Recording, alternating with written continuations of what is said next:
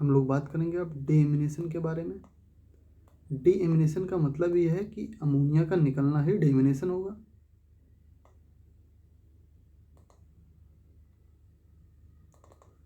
Removal of ammonia group from an amino acid as NH3 is deamination.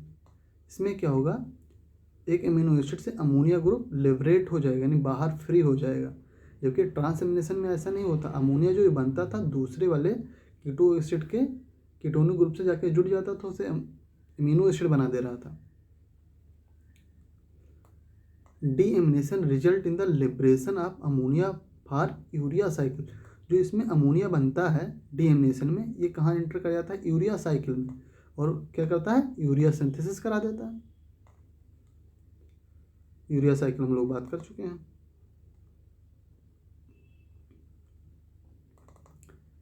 Carbon skeleton of amino acid converted into keto acid. देखो जो carbon amino, देखो ammonia है, अरे amino acid जो है NH2CH COH,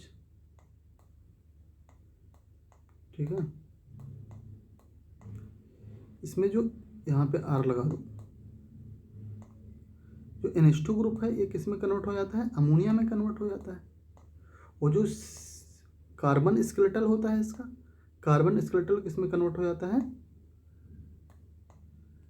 कीटो acid में convert हो जाता है। ओके, कीटो एसिड में कन्वर्ट हो जाता है। देख ले रहे हैं, वही पॉइंट लिखा है, carbon skeletal of amino acid converted into keto acid. जो डीएमिनेशन होता है ये दो प्रकार का होता है, मे बी 2 टाइप्स। एक होता है ऑक्सीडेटिव डीएमिनेशन, एक होता है नॉन ऑक्सीडेटिव डीएमिनेशन। हम दोनों को डिटेल में पढ़ लेंगे। सबसे पहला हम पढ़ेंगे oxidative deamination. Oxidative deamination is liberation of free ammonia from A amino group of amino acids coupled with oxidation. और जो कार्बन स्केलेटन होता है उसका साथ में ऑक्सीडेशन हो जाता है, यानी कि एक एमिनो एसिड से अमोनिया बनता है और उसी का ऑक्सीडेशन हो जाता है किसमें, कीटो एसिड में। This is the oxidative deamination, mostly in the liver, kidney and peroxisome. 3 जगह होता है, लीवर, किडनी एंड पेरोक्सिसोम में होता है।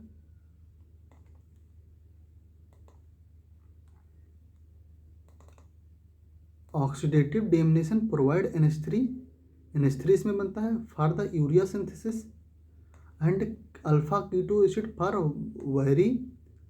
Variety of reaction including energy generation.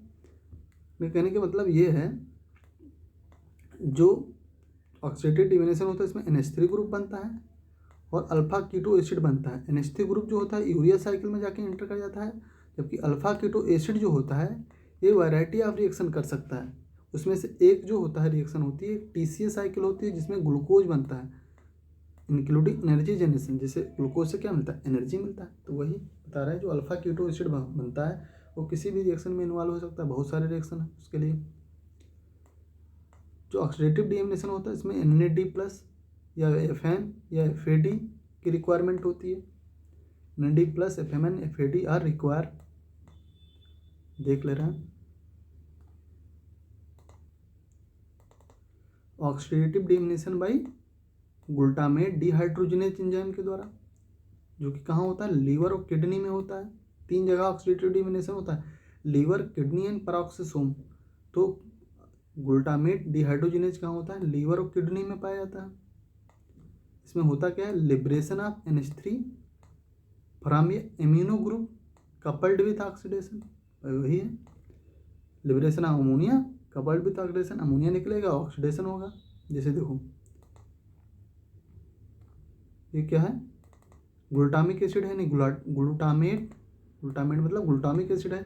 इसमें क्या आएगा, ग्लूटामेट डिहाइड्रोजनेज वाले करेगा, तो क्या बना लेगा, अल्फा कीटोग्लूटरेट, जो कि एक कीटो एसिड हो जाएगा, और साथ में क्या होगा, अमोनिया निकल जाएगा।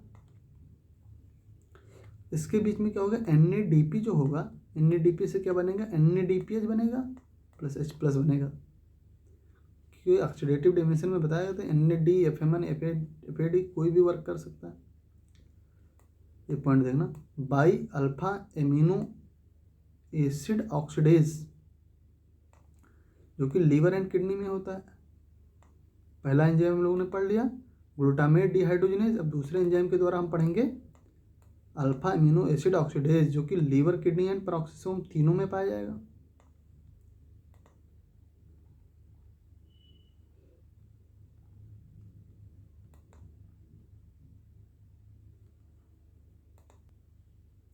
ये क्या करेगा, एल एमिनो एसिड से लेप्टोरोटेटरी एमिनो एसिड। एमिनो एसिड जो होता है उसके पास कायरल कार्बन होता है, तो भाई ऑप्टिकल आइसोमेरिज्म शो करता है। जिसे देख लो, C है, इसके ऊपर एक H लगा दूँ, एक नीचे R लगा दूँ, एक COH लगा दूँ, एक तरफ क्या लगा दूँ, NH2 लगा दूँ।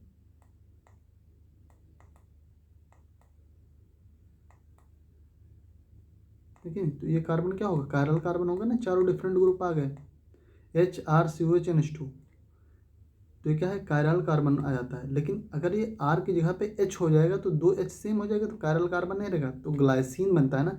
अगर यहाँ R की जगह पे हम H लगा देंगे तो क्या बन जाता है, ग्लाइसिन। तो ग्लाइसिन के पास कायरल कार्बन नहीं होता, बाकी सारे इम्यूनो एसिड के पास क्या होता है, कायरल कार्बन होता है, तो वही वो ऑप्टिकल आइसोमेरिज्म शो कर सकती हैं। तो इन्होंने इसलिए क्या लिया है, L amino acid, laevorotatory amino acid plus water, इस पर एंजाइम लगेगा एल एमिनो ऑक्सीडेज एंजाइम, और क्या बना देगा, alpha keto acid plus NH3 बना देगा।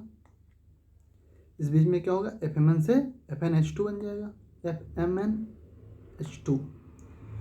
ओके,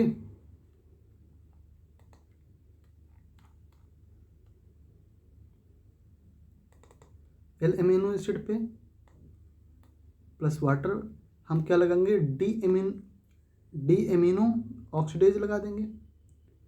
वहाँ पे एल एमिनो ऑक्सीडेज एंजाइम लगाए थे, यहाँ पे हमने अगर डी एमिनो ऑक्सीडेज एंजाइम लगा देंगे तो यहाँ पे FAD से FADH2 बनेगा। अगर एल हम ऑक्सीडेज लगा रहे थे, एल एमिनो ऑक्सीडेज लगा रहे थे, तो FMN से FNH2 बन रहा था। लेकिन अगर हम डी एमिनो ऑक्सीडेज लगा देंगे तो FAD से FADH2 बनेगा, और कीटो एसिड बनेंगे, NH3 बनेगा, वो तो सेम ही है। तो जो एंजाइम का अगर डी और एल बनाने में हमें क्या नाम, कोफैक्टर चेंज करना पड़ जाता है। ओके, जो अल्फा कीटो एसिड बन रहा है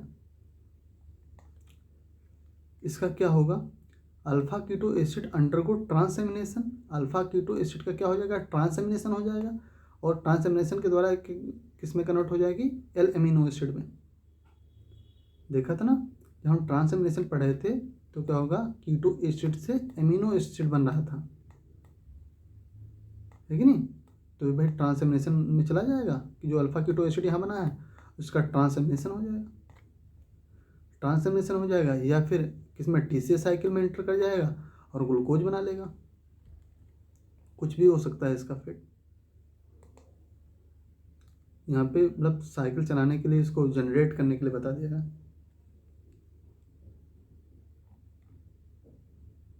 हम लोगों ने अब तक पढ़ लिया ऑक्सीडेटिव डीएमिनेशन। हम लोग पढ़ेंगे नॉन ऑक्सीडेटिव डीएमिनेशन।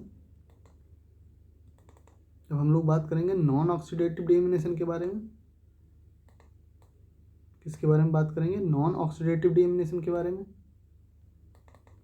क्या है, डायरेक्ट डीएमिनेशन विदाउट ऑक्सीडेशन। इसमें क्या होगा, डीएमिनेशन होगा without oxidation. Amino acid dehydrogenase नहीं, डिहाइड्रोजिनेज नहीं, डिहाइड्रेटेज होना। Amino acid dehydratase histidase enzyme.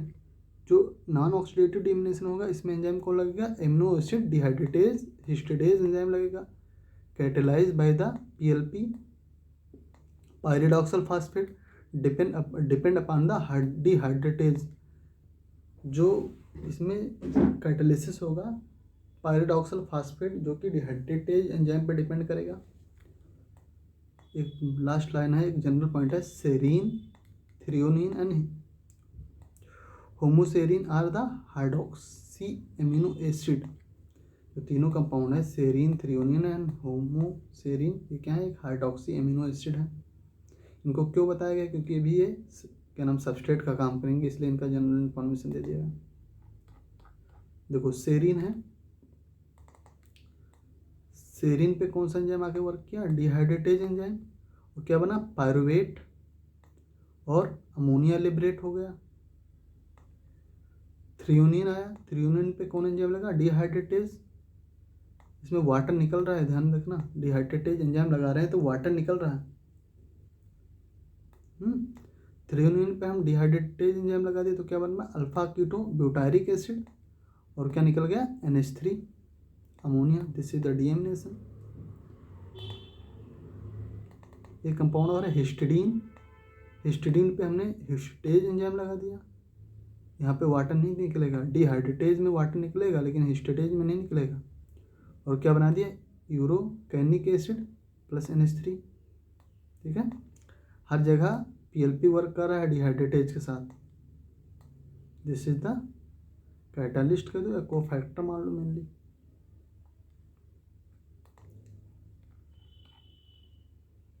Protein metabolism is completed.